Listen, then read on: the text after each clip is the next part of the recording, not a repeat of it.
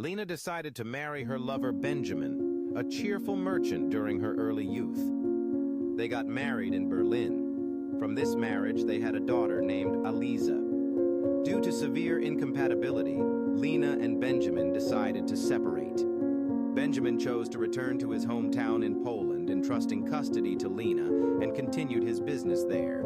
After returning to Poland, Benjamin struggled to adapt to the changes in his life while trying to build his business from the ground up. Meanwhile, Lena embraced her role as a single mother, pouring her heart into raising Aliza, ensuring she felt loved and cherished despite the challenges they faced.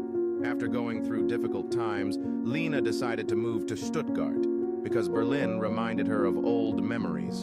In Stuttgart, she started working at a car company. Sometime later, she took her relationship to the next level with a man who impressed her with his fanaticism and passion one evening after her shift.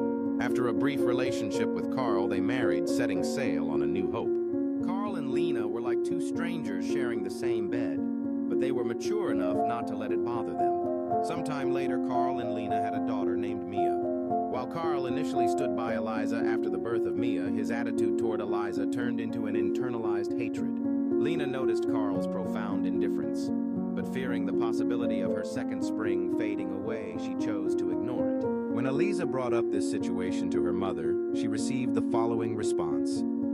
"You must not forget that Mia was born with defects, and this is a very sensitive issue for Carl and me. You are almost 10 years old. You're not a child anymore. You shouldn't be jealous." With that, the matter was closed. In the following days, Aliza struggled with the weight of her mother's words caught between her feelings for Mia and the harsh reality of their situation. At school, Aliza watched from a distance as her classmates enjoyed their time feeling like an outsider in a world that seemed so joyful and carefree. Years later, in her early 20s, Aliza decided to move in with her father because she no longer felt at home where she lived. Although he also harbored hatred towards his biological father, he set out to believe that even the worst decision was better than indecision. When Aliza stepped into her father's house, the familiar yet foreign environment surrounded her, creating a whirlwind of memories. The mess in the living room told the stories of a life lived. Each photo frame reminded you of moments you loved or wanted to forget. She hesitated, her heart pounding as memories came flooding back her father's laughter, the moments they shared as a baby, and the painful silence that followed when everything changed. Aliza cautiously approached the sofa, her fingers brushing against the worn fabric that had once provided comfort. Unfortunately, these were all the last hallucinations he saw. While traveling by train to Poland, the train crashed near Poland. Her family heard the news on the radio.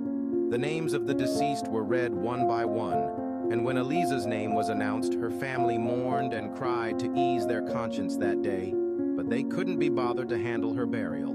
For those at home, everything related to Aliza had ended that day.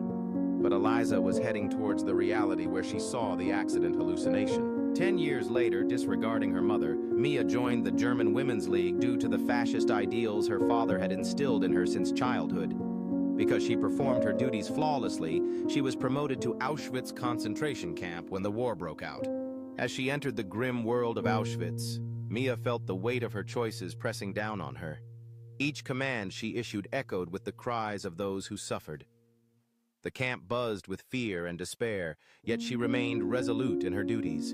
On the commander's orders, Mia was assigned to select women from the camp who spoke German as translators.